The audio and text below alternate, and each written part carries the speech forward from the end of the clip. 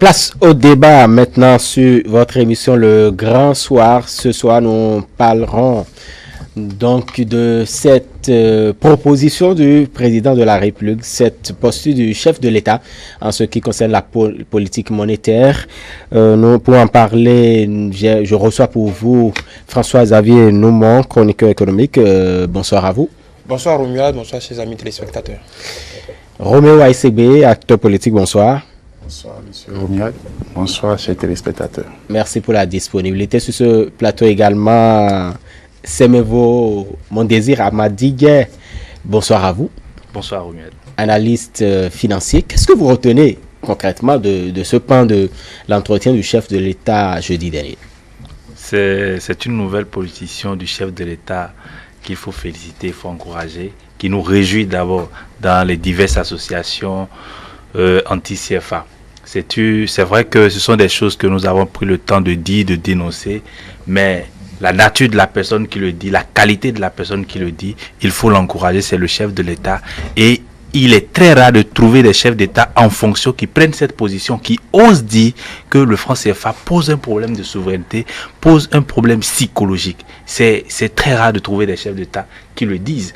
Nous, notre objectif à travers notre lutte, c'est d'inciter les chefs d'État à changer de position, à changer de langage. Hier, Patrice Talon disait, le franc CFA, ça nous arrange, il n'est pas opportun qu'on réforme le franc CFA. Mais aujourd'hui, il dit, le franc CFA pose un problème psychologique et de souveraineté. Parce que la monnaie, c'est comme le drapeau, c'est comme les limitrophes d'un pays, c'est comme l'armoirie. Et enfin, le chef d'État a compris et il faut le féliciter. Robert Aïssébé, vous avez la même appréhension? Bon, moi, vous avez suivi la même chose? Bien sûr, mais je dirais tout sauf, enfin, là, le chef de l'État a compris. Parce qu'en réalité, le chef de l'État est qualité acteur économique, investisseur, que ce soit au pays ou à l'extérieur, pour ceux qui le connaissent. Et donc, pour la question de monnaie, c'est quelqu'un qui est avisé. Et donc, quand on laisse la qualité actuelle de la personnalité, c'est que c'est quelqu'un qui sait ce que ça lui coûte d'investir dans une zone hors CFA et d'investir dans une zone CFA. Aujourd'hui, qualité de chef de l'État ambitieux avec un programme d'action de gouvernement qui demande 9 000 milliards sur 5 ans, il sait ce à quoi il fait face par rapport aux investisseurs en ce qui concerne la difficulté à investir dans la zone CFA. Et si vous l'écoutez, il dit que la monnaie ne pose pas problème. Mais il a attaqué les capitaux. Puisque vous savez que c'est une dynamique. Que la monnaie soit placée en France, ou qu'elle soit placée dans un autre pays européen, vous êtes d'accord avec nous que par rapport aux devises, on sait ce que c'est, pour ne pas nommer des pays. Et donc il a expliqué. D'abord, moi je l'ai vu dans la posture de quelqu'un qui veut la prospérité pour tous ceux qui désirent investir d'abord en Afrique, surtout dans la zone franc CFA. Normalement, ça devrait être tous les chefs d'État des pays de la zone franc CFA qui devraient l'applaudir parce que ce discours va intéresser plus les investisseurs, surtout que l'Afrique sort progressivement de l'aide au développement vers l'attirance des investisseurs. Et donc, moi, je l'ai plutôt vu dans la posture là. Et donc, ça ne m'a pas surpris du tout. Voilà. François-Xavier Noumon. Oui, je vais aller dans la droite ligne que mon voisin d'en face. Je pense que le chef de l'État était égal à lui-même, comme d'habitude. Sur ce sujet-là, a toujours été très pragmatique. Il a rappelé, M. Aïssébé a rappelé la stature. Le chef de l'État est avant tout, et même s'il a laissé ce manteau pour gérer notre pays, il s'est un peu retiré, il s'est retiré officiellement de la pratique de la gestion de ces entreprises au quotidien.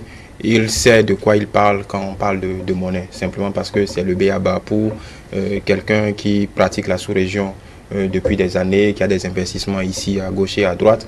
Il sait très bien, c'est un instrument nécessaire quand on aspire à faire du business hors des frontières d'un pays. Quand même à l'intérieur, ça joue souvent. Demandez aux importateurs, ils vous diront l'impact de ce qu'est une monnaie, la fluctuation d'une monnaie, ainsi de suite. Le chef de l'État a été très pragmatique, je pense qu'il a été toujours très pragmatique sur ce sujet. La variante, la seule chose, la nouveauté qu'il a affirmée, moi je ne dirais pas le côté psychologique, mais je pense que c'est plutôt le côté symbolique. Parce qu'il y a cette partie symbolique qu'il faut évacuer. Parce qu'il y a une jeunesse qui est en attente de symboles, de signaux. Il y a un discours qu'il faut forcément écouter pour les dirigeants politiques qu'ils sont. Et je pense qu'il a mis le pied dans le plat en disant ce discours existe déjà, mais venant de la bouche d'un chef d'État, c'est important et c'est un signal positif. Donc il faut évacuer cette partie symbolique. Et il a été tout de suite, il a rebondi là-dessus. Et encore une fois, avec le pragmatisme qu'on lui connaît, il est même allé à dire que lui, ça ne le gêne pas que ce soit un Canadien, un Français, ainsi de suite, associé à la gestion de la monnaie. Ça, parce qu'il faut une bonne fois pour toutes qu'au-delà de la valeur symbolique d'une monnaie, de l'utilité d'une banque centrale, voilà, du symbole que ça peut représenter, techniquement, c'est un instrument, une monnaie. C'est un instrument, plus qu'autre chose, c'est un instrument qu'on gère au quotidien et qu'on essaye de manager au mieux pour rendre les autres instruments. L'économie d'une monnaie ne dépend pas à 90% ou à 100% de la monnaie. Il y a beaucoup de composantes qui interviennent dans la bonne gestion d'une économie. Et ce qui intéresse le chef de l'État, c'est comment faire pour amorcer un développement périn pour notre pays. Parce que ce débat de la monnaie, au-delà de la symbolique que ça peut représenter, nous sommes encore dans une architecture, qu'on le veuille ou non, coloniale. C'est l'ancien, ça pose problème évidemment que ce soit l'ancien colonisateur qui soit impliqué à ce niveau dans la gestion d'une monnaie que nous avons en partage.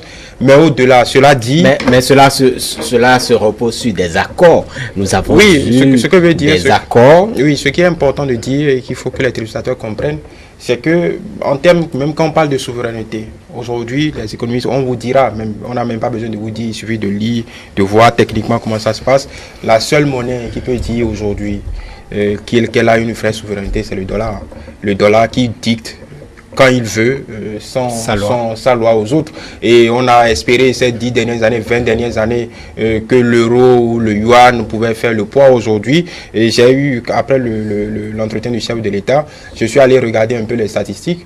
Aujourd'hui, encore la semaine passée, le dollar, dans les échanges flux internationaux, le dollar compte pour un peu moins de 70%. L'euro ne se retrouve qu'à 26%. Le yuan, n'en parlons pas. On parle de la Chine. La Chine est devenue une grande puissance. La Chine veut tailler des croupières aux États-Unis, mais on en est encore très loin. Donc, la seule monnaie qui est capable aujourd'hui, et vous pouvez voir au niveau des sanctions que les Américains infligent à tel autre pays, c'est le dollar qu'on met en monnaie, qu'on met en avant, parce qu'on peut plomber toute une banque en une journée, on peut mettre à terre une économie en une journée. Donc quand on parle de souveraineté, bien évidemment, c'est important, c'est un symbole, mais à l'échelle mondiale, il faut relativiser un peu ce symbole, parce qu'il y a plein de pays qui ont des banques centrales, mais qu'on peut faire tomber dans une journée. Très bien, on y reviendra amplement. Amadigué, on parle, c'est vrai, après les échanges du chef de l'État, cet entretien du chef de l'État, on constate qu'il y a des positions qui également se rattachent à celles du chef de l'État. Par exemple, le président tchadien qui estime que les accords que nous avons eus avec la France ou que nous avons avec la France, on pourrait aller à une autre négociation. Vous savez, tout panafricanisme qui ne soutient pas l'idée d'un chef d'État qui se positionne contre le franc CFA c'est vrai que vous n'avez pas la même appréhension. Oui, c'est contre? Non, c'est une nouvelle... un panafricanisme dangereux. Vous savez, l'objectif de notre lutte anti-CFA, c'est d'abord d'informer la masse, de leur permettre de comprendre le système franc CFA et d'inciter les dirigeants à de nouvelles prises de position pour que l'élite africaine comprenne que le franc CFA est un danger pour l'industrialisation de nos pays, pour le développement économique et pour lutter contre l'immigration. Vous ne répondez pas là à ma question. Je suis précis. Oui. Donc, en revenant sur votre question, je vous dis simplement que le chef d'État a participé, est en train de dire ce que Idriss Déby Itno a dit d'une autre manière. Il a dit également ce que Yadema a dit à Pompidou d'une autre manière. Seulement que tout le monde ne comprend pas la manière par laquelle le chef de l'État a dit. Le chef de l'État s'est focalisé sur le modèle du franc CFA. Mais quand un chef d'État s'attaque au modèle du franc CFA, c'est-à-dire on peut le convaincre encore que le système aussi est mauvais. C'est déjà un grand pas que le chef de l'État fait. N'espérez pas peut-être que Ouattara dise que le franc CFA pose problème. N'espérez pas ça. Mais le chef d'État l'a fait. Il est en train de joindre comme ça Idriss Déby Itno. Et bientôt, d'autres chefs d'État vont le suivre. Bon, on n'a toujours pas la même appréhension. En fait, vous semblez ne pas avoir la même appréhension que les autres qui ont suivi la même chose que vous. Oui, les accords avec la France, parce que n'oubliez pas, cela se repose sur des accords. Justement, parlant des accords, moi je voudrais nous rappeler au commun des mortels, surtout les téléspectateurs de ITélé, qu'en réalité, cette monnaie est née en 1945. 1945. Et quand vous regardez le schéma de l'évolution même déjà des créateurs de cette monnaie-là, ils ont connu l'évolution. La France, qui avait créé cette monnaie pour ses colonies, et aujourd'hui a connu l'évolution et est passée d'une étape à une autre, pour ne pas parler de franc français, à l'euro. Et pourquoi, dans cette dynamique-là, on n'a pas cherché à faire une amélioration des accords datant de 1945, alors qu'on a tenté, et ce qui a certainement suscité l'attention de certaines élites africaines, c'est qu'on a tenté d'arrimer le franc CFA à l'euro. Je crois qu'on n'a pas besoin d'être spécialiste de questions de monnaie pour comprendre que vous avez un voisin qui dépendait ou que vous dirigiez en temps, et qu'entre-temps, vous qui le dirigiez, vous êtes senti un peu faible et vous avez cherché à vous renforcer avec vos voisins derrière. Mais pendant cet encore-là, vous n'avez pas tiré celui que vous semblez aider parce qu'il est faible, pour le tirer dans cet ensemble global de renforcement. Parce qu'aujourd'hui, écoutez bien le chef de l'État, il n'a pas dit qu'on sort les capitaux de l'Europe. Non. Mais on peut sortir de la France et l'orienter vers d'autres pays européens.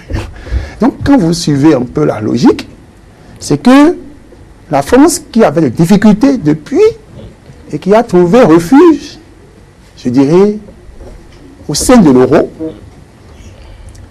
continue de peser de son droit de veto au sein de l'euro à cause du CFA. Ça, il faut se le dire la vérité. Et par rapport à ça, comme ils ont les moyens de venir en Afrique, ils peuvent venir le démontrer sur les plateaux de télévision africains ou au Bénin, pour dire que le chef de l'État a tort de dire qu'on n'aurait plus de plus-value si on retirait nos capitaux de la France pour les poser dans d'autres pays européens. Je suis sûr que depuis que le chef de l'État a parlé, sur une chaîne française, sur 2 chaînes au moins, comme il n'y a pas une riposte directe, c'est que c'est pour la première fois que quelqu'un a abordé la question du CFA sans en recevoir plein les figures. Et je crois que c'est purement stratégique. Je ne dis pas, je n'inscris pas le chef de l'État dans la posture d'anti-CFA, mais je l'inscris techniquement dans la posture de quelqu'un qui souhaiterait élever le Bénin, tout au moins la zone CFA, si tout le monde est prêt, parce que la question économique, ça draine plus de 15 pays. Tout au moins le Bénin, au niveau de la France, au sein de l'euro. C'est ça ce qui est. Je vois plutôt l'ambition derrière de parler de la monnaie aujourd'hui, parce que c'est une question de souveraineté. Très bien. Voilà. Quand on se réfère, même, c'est vrai qu'avec la monnaie, peut-être avec la monnaie éco, chaque pays pourrait disposer de ça, d'une banque centrale, mais on est en train de parler des réserves financières Oui, écoutez, je pense qu'il faut, et encore une fois, j'ai en mémoire ce que le chef de l'État a dit, il faut démystifier un peu cette histoire de réserve, de change et tout ça. C'est un calcul basique, un calcul très simple que les téléspectateurs doivent comprendre. Que vous avez votre banque centrale ici ou ailleurs, oui c'est vrai, ailleurs ça pose un problème de souveraineté, d'accord. Et d'ailleurs, avant d'arriver là, il faut que je clarifie un peu ce que le chef de l'État dit dans la droite ligne. En fait, et c'est une option que beaucoup d'économistes ont mis sur la table, mettent sur la table depuis un certain nombre d'années. Et je pense que même au niveau des décideurs français, je me rappelle que cette question a déjà été évoquée. Le problème, c'est le président a traduit dans ses propres mots une proposition des économistes. C'est aussi simple que ça. C'est sorti de la parité fixe de l'euro. C'est aussi simple que ça. C'est-à-dire qu'aujourd'hui, nous avons des partenaires. Il faut qu'on s'adapte aux partenaires que nous avons. Nous avons des partenaires chinois, nous avons des partenaires américains.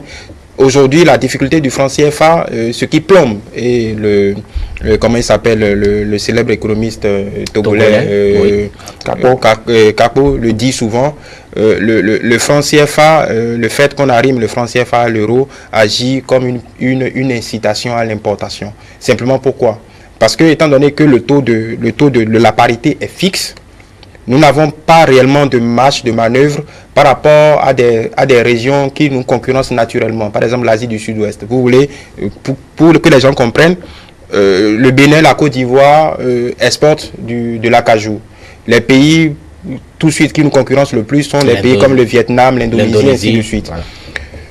Nous sommes dans une parité fixe. Ça veut dire quoi? Si nous décidons de vendre notre kilo de cacao à 100 francs CFA, si les autres veulent nous concurrencer, s'ils sont dans un régime de change plus fluctuant, plus flexible, ils peuvent décider par exemple d'agir sur leurs réserves de change et de diminuer un peu la valeur de leur monnaie, comme les Américains le font tous les jours, tous les matins par rapport aux Européens, et de diminuer un peu la valeur de la monnaie pour rendre un peu compétitif leurs produits. C'est-à-dire le même produit que nous pouvons vendre à 100 francs CFA, ils peuvent le vendre à 90 francs CFA et ils nous raflent la mise.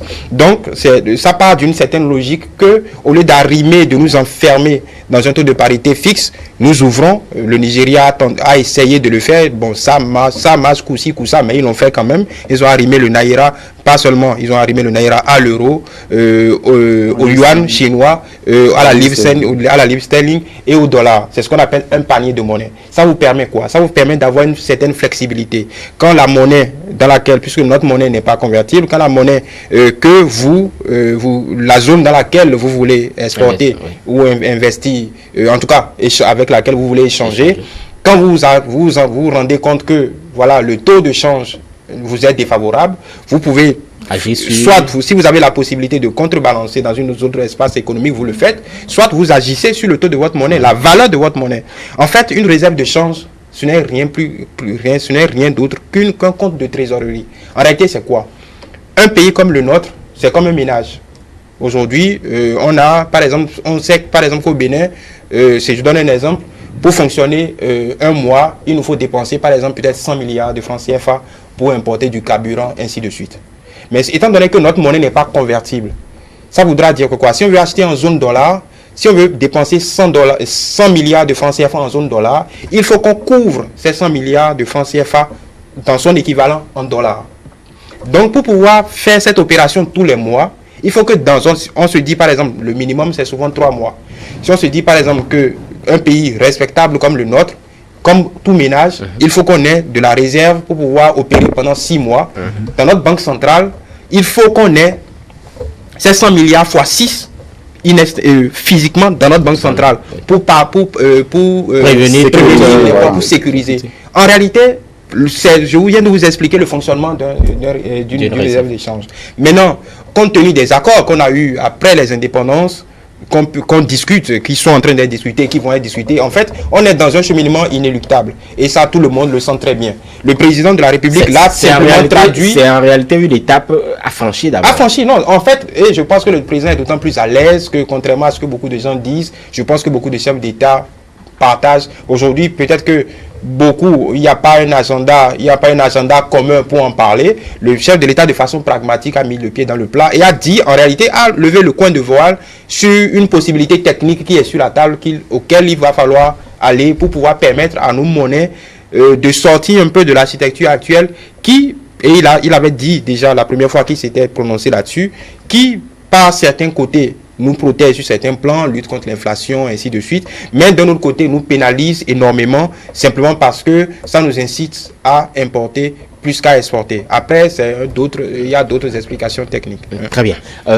Ça me vaut à Madiguet, la monnaie, effectivement, on parle des accords, la politique monétaire, tout cela.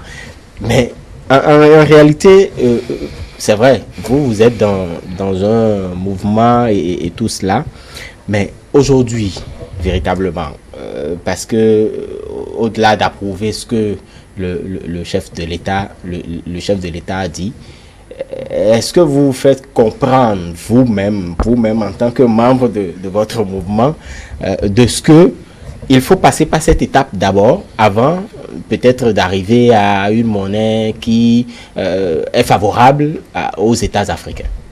Vous savez, on a établi des fondamentaux sur notre lutte et on a prescrit un ensemble de méthodes pour arriver à une monnaie commune ou à une monnaie nationale. C'est un ensemble de fondamentaux. Lorsque vous émettez un franc CFA, les accords disent qu'il faudrait que vous soyez sûr d'avoir 0,20 francs pour garantir ce franc CFA que vous émettez. On nous demande de garantir 0,2 francs, 0,20 francs, mais dans le même temps, on nous prend 50% de nos avoirs extérieurs. C'est-à-dire quoi? Lorsque nous vendons, quel que soit le produit, à l'exportation, nous vendons le produit, on nous paye en devise étrangère. C'est une devise. Cette devise peut nous permettre d'acheter des biens d'équipement sur le marché international, en Chine, aux États-Unis, de l'équipement pour industrialiser nos pays. Mais cette devise ne revient pas directement dans notre économie. Cette devise est déposée au Trésor public français, dans un compte appelé le compte d'opération. Et les 50% de cette devise sont imprimés en équivalence et reversés au pays.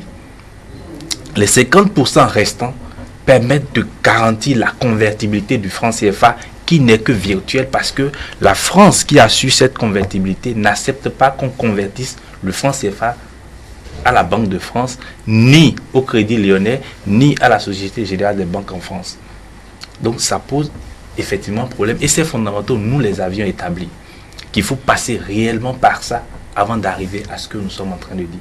C'est pourquoi nous demandons à ce que, s'il faut établir un colloque scientifique sur le franc CFA pour que les économistes fassent des propositions réelles, parce qu'il ne faudrait pas qu'on se jette n'importe comment dans la création d'une nouvelle monnaie. Parce qu'il y a quand même tout de même deux écoles qui s'affrontent. Voilà, donc il ne faut pas se jeter n'importe comment dans une nouvelle monnaie ou dans un nouveau processus. C'est vrai que le système est biaisé, ça fait plus de 77 ans que nous sommes dans le même système. Il faut rappeler que de 1945 à la création du franc CFA à 1973, on déposait 100% de ses avoirs extérieurs. On déposait la totalité. Il a fallu que le père Yadema réagisse pour qu'on ramène ces 100% à 65% en 1973. Et de 1973 au 20 septembre 2005, c'est passé et c'est resté à 65%. De 2005 à la date d'aujourd'hui, c'est 50% que nous déposons. Donc ça pénalise les producteurs africains que nous sommes parce que nous n'avons pas la totalité de la contrepartie. S'il faut aujourd'hui acheter les biens d'équipement pour nos pays, il faut s'adresser à la France. Il faut s'adresser à la France pour avoir... Mais est-ce que cela ne nous couvre pas aussi? Parce qu'on pourrait dépenser n'importe comment. Vraiment, la question, je peux vous lire ce que j'ai écrit ici. Votre question vient à point nommé. Je vous demande la permission, avant de répondre à votre question, de réfléchir à haute voix. On parle de la monnaie, du franc CFA. De vous à moi, si ça pose débat, à qui profite alors le franc CFA? Et si vous êtes arrivé, je réfléchis à haute voix. À qui profite le franc CFA?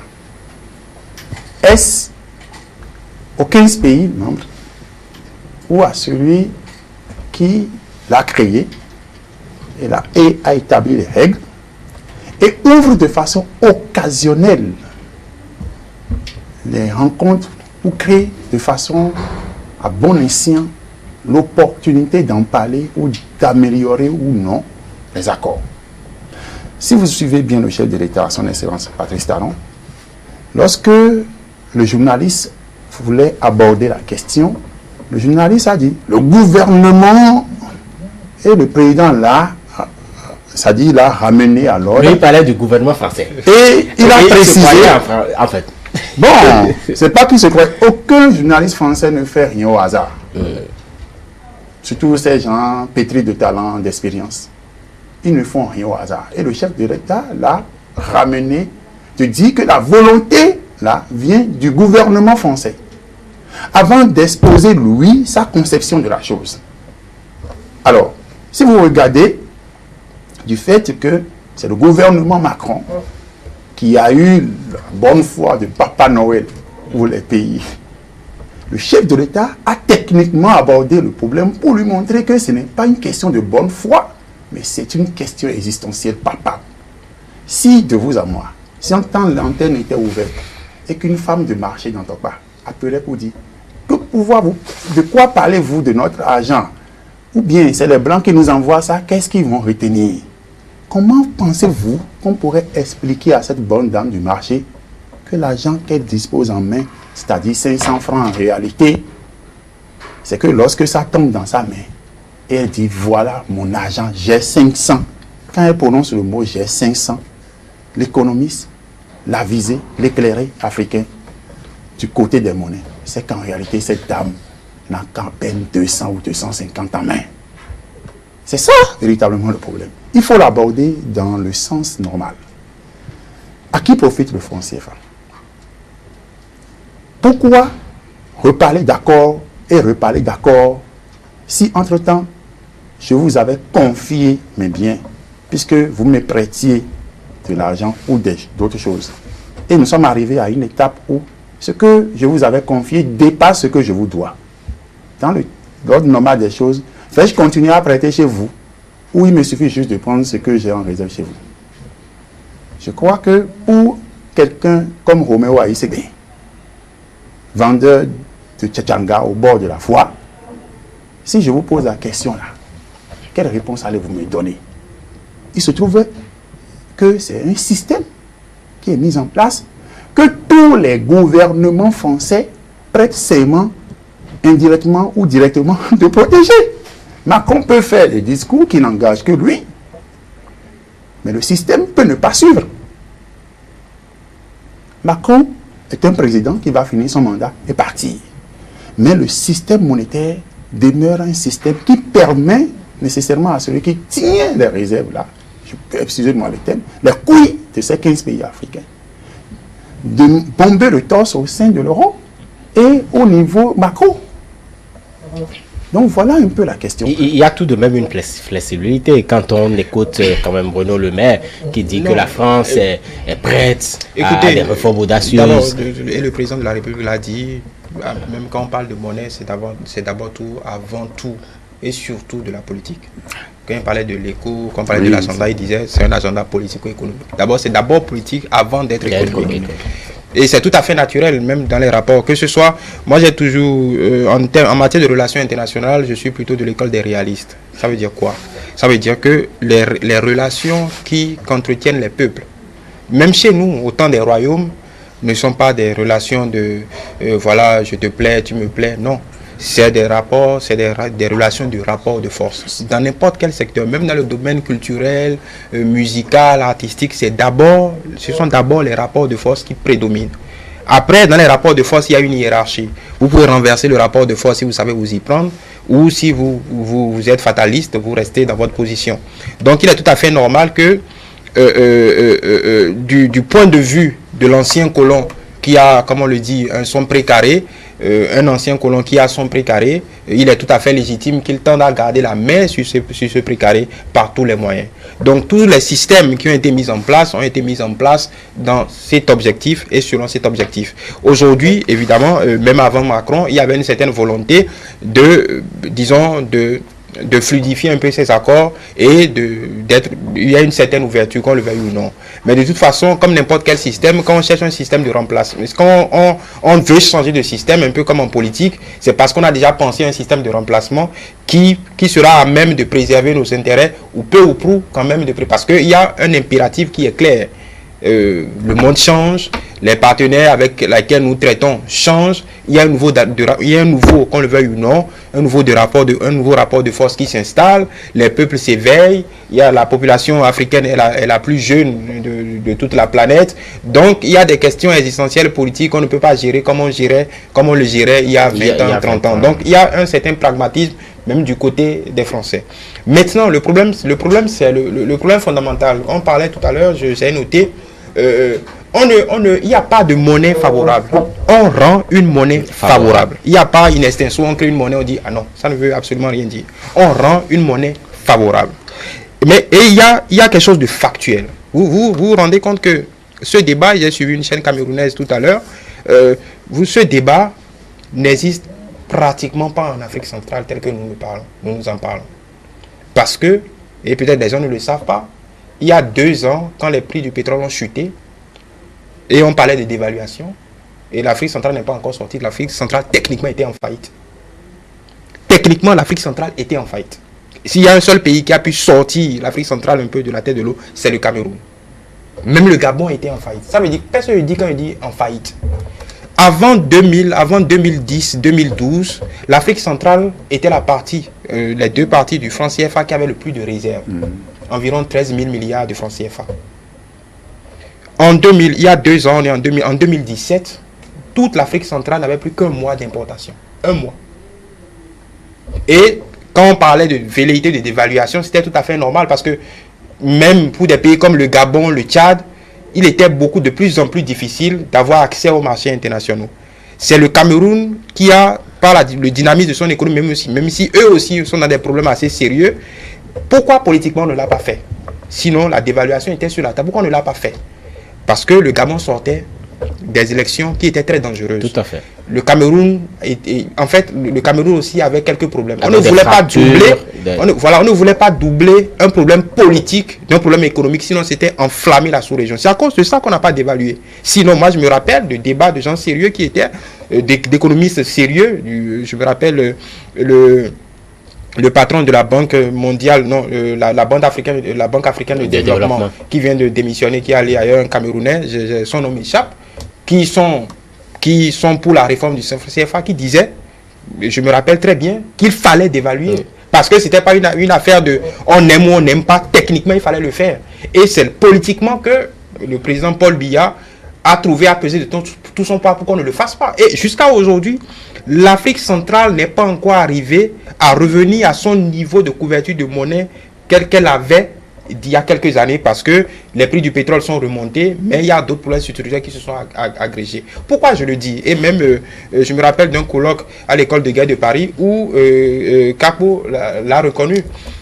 La couverture, pour cette fois-ci, le taux de couverture de la monnaie de l'Afrique centrale les a sauvés. Pourquoi? Parce que quand on parlait des chiffres, aujourd'hui, je pense que même aujourd'hui, il y a la latitude d'aller en dessous de 50%. Je pense qu'aujourd'hui, le taux de couverture de la monnaie, on peut aller autour de 40 et quelques %. Les pays ont la latitude de le faire. Si l'Afrique centrale, avant 2017, avait plombé une bonne partie de ses réserves, l'Afrique centrale ne s'en relèverait pas jusqu'à aujourd'hui. Ça veut dire donc, que... ce que je veux dire, c'est que oui, la monnaie, en fait, c'est un problème complexe. Garde alors. Ça peut nous... Non, c'est tout à fait... En fait, pourquoi... Quel est le débat philosophique et idéologique qui sous-tend toute cette question de monnaie? Et j'oublie toujours son nom de famille, l'économiste Capo le disait. C'est qu'une bonne fois pour toutes, il faut que les Africains arrivent à gérer leurs ressources comme des pays adultes. Qu'on ne se cache pas derrière des critères de lutte contre le taux d'inflation, ainsi de suite. Si vous voulez trop dépenser, pourquoi alors ne pas s'entendre concrètement en tant qu'État africain qui se retrouve dans le même espace, et on devrait faire face à 2 écoles par exemple? Vous savez, le franc CFA, la plupart du temps, quand nous posons le problème du franc CFA, on se focalise sur le compte d'opération. Tous les débats tournent autour du compte d'opération. Alors que le réel problème du franc CFA, ce n'est pas seulement le compte d'opération. Parce que le franc CFA a 4 axes de fonctionnement: la libre transférabilité, la convertibilité limitée, la parité fixe et le processus de compte opération. Mais les autres facteurs aussi posent problème. C'est ça en fait le mécanisme du franc CFA. Quand une banque... Pourquoi vous dites carrément que le franc CFA pose problème? Parce que dans un système où le ratio crédit à l'économie sur PIB est de moins 24%, c'est-à-dire que quel que soit ce que vous produisez comme richesse, le crédit qu'on peut vous accorder est de moins 24%. Et les banques se focalisent généralement sur des prêts. Est-ce que ce n'est pas plus prudent? Non. Le taux d'inflation maîtrisé à 2% dans la zone 2%, 3% dans la zone CEMAC et CEDEAO, ça ne nous permet pas d'évoluer. Il faut monter un peu la barre un peu plus haute pour augmenter le taux d'inflation, pour nous permettre de nous enrichir, pour nous développer, pour financer les petites entreprises, pour acquérir les biens d'équipement. Donc il y a un problème fondamental qu'il faut régler. Les banques ne vivent généralement que des dépôts et des retraits. Les banques ne font pas du crédit à l'économie. En Afrique du Sud, le crédit à l'économie sur PIB est plus de 150%. En France, c'est plus de 100%, où on accorde même des crédits à un taux zéro, un taux négatif. Un taux négatif. Oui. Mais chez nous, ici, on accorde des crédits où le taux effectif global est à plus de 24%. Ça ne nous permet pas d'évoluer parce que c'est celui qui gère le franc CFA qui a demandé que ce soit comme ça pour garantir sa convertibilité illimitée. Et donc, une pluralité d'agences, je voudrais souligner un point capital. Je voudrais souligner un point capital pour montrer que ce que vous dites, vous avez posé des questions très sérieuses. Mais il y a, Roméo a parlé des femmes du marché. Et c'est capital que ce débat soit accessible aux gens. Il a parlé de taux d'inflation. En fait, concrètement, ça veut dire quoi? Quand il disait d'augmenter un peu le taux d'inflation, ça veut dire quoi, taux d'inflation? Si j'augmente aujourd'hui le taux d'inflation qui nous suit, si le taux d'inflation, je dis, passe de 2% au Bénin à 3%, ça veut dire que la tomate que je cherchais aujourd'hui multiplie, augmente légèrement de prix. C'est ça que ça veut dire un taux d'inflation. Le taux d'inflation du Ghana en ce moment est autour de 7%. Il y a deux ans, c'était autour de 9%. Ça veut dire quoi? Le pain, si pour être concret, le pain aujourd'hui coûte 7 fois plus cher que ça coûtait il y a 7 ans. C'est ça concrètement le taux d'inflation.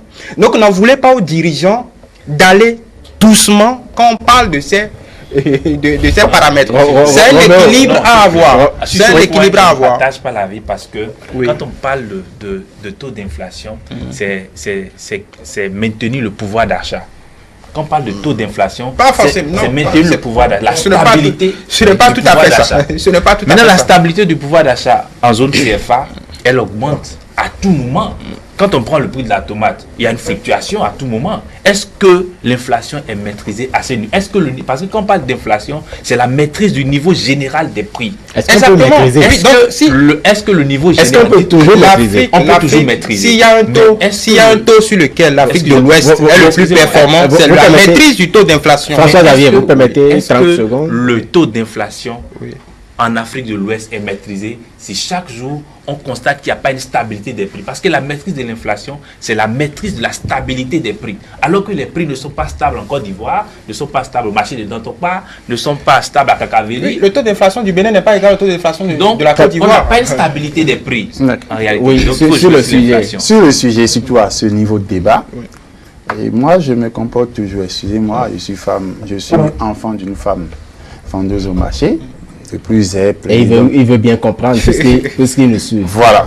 Si nous ramenons ce que les Français, en tout cas le langage parlé sur le plateau dit, dans un français terre à terre, je voudrais dire et j'assume la responsabilité de ce que je dis, en termes terre à terre, le franc CFA, donc en Afrique, sur les 55 en tout cas pays, il y a 15 pays dont les peuples qui utilisent le franc CFA, c'est-à-dire utilisent une monnaie trop forte pour eux. Exactement. C'est-à-dire, quel que soit le français, pourcentage, tout ce que vous voulez dire là. Taux d'inflation, tout ce qu'on veut. C'est que ceux qui utilisent le franc CFA sont censés être les plus riches de la planète parce que la monnaie est trop forte pour eux. Trop forte. Il n'y a pas celui-là qui va dire le contraire. C'est pourquoi, justement, je salue notre ami chroniqueur qui a parlé de l'Afrique centrale, même si d'autres paramètres ont motivé la situation qu'il a décrite, puisque c'est un, bon, je ne parle pas de Biya, mais un certain petit Bongo a voulu faire un affront en redressant un certain Total. Mais, quand vous revenez dans le contexte, c'est que tous les chefs d'État réfléchissent. Et si le président Soglo, heureusement qu'il est encore vivant, s'il avait réfléchi comme certains chefs d'État, on ne serait pas là où on est aujourd'hui. On n'entrerait pas dans la dévaluation, même pas une seule fois. Il pouvait résister. Il serait porté en héros aujourd'hui. Je suis enfant de 82. Je lui parle aujourd'hui. Il écoute, je sais qu'il suit votre télévision. Ou bien les gens vont prendre le lien et lui envoyer. S'il avait résisté, comme le cas de l'Afrique centrale, on ne serait pas en train de parler d'une certaine misère aujourd'hui. Il n'y aurait pas de difficulté à la fin de son mandat. La dévaluation, c'est que on n'a pas tenu compte de la réalité que vive déjà le peuple avec une monnaie dont le ministère des Finances même n'a pas autorité. Qui est plus fort que le peuple? Et puisque on vous donne l'injonction, vous décidez de signer. Je vous assure, de vous à moi, vous pouvez avoir de l'argent à la maison. Si dévaluation vient, ça agit sur l'argent que vous avez mis dans un sac, enfoui dans votre sac, dans un trou. Et ça vous rend pauvre. C'est ça la réalité. Et donc nous sommes naturellement pauvres, même si des faroteurs jettent des billets de 10 000. Vous savez, quand on fait des pharos, les gens zooment pour voir de quel billet il s'agit. Quand on voit quelqu'un en train de faire le show et il envoie des billets là, on zoome pour voir de quel billet il s'agit.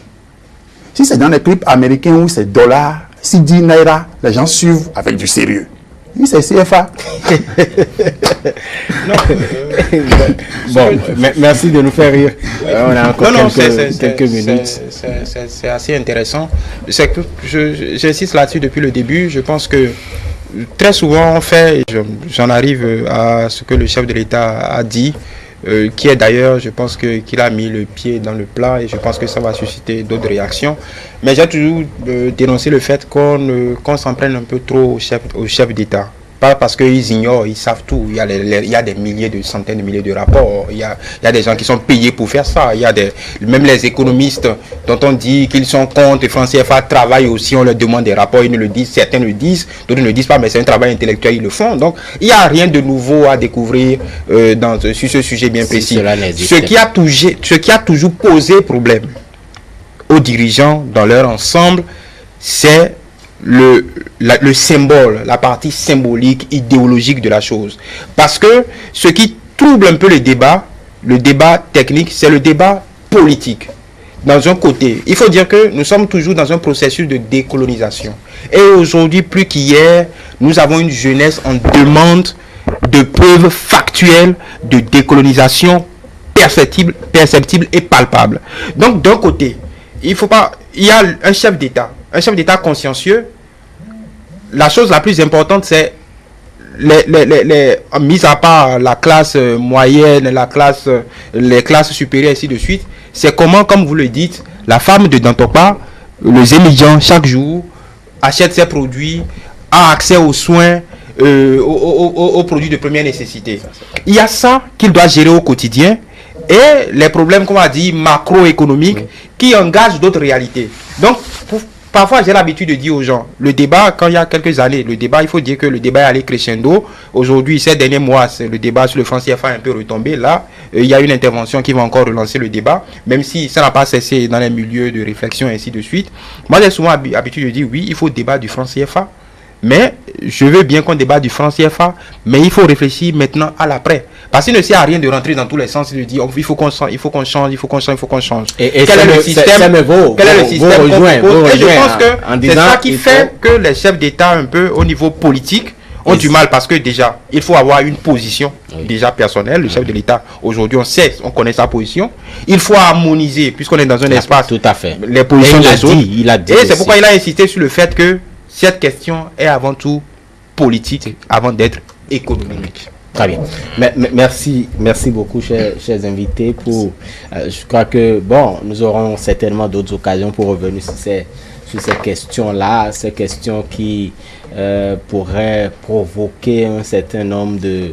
ou qui pourraient améliorer, c'est vrai, il y a beaucoup de passion, mais ces questions pourraient également améliorer l'entendement de nos populations. Merci Roméo Aïsegbe, acteur politique, analyste financier. Vous êtes Samevo, Mon Désir, Amadiguin, chroniqueur économique, François-Xavier Noumon. Merci pour ces moments d'échange. Merci à vous, chers amis téléspectateurs, de nous avoir suivis également.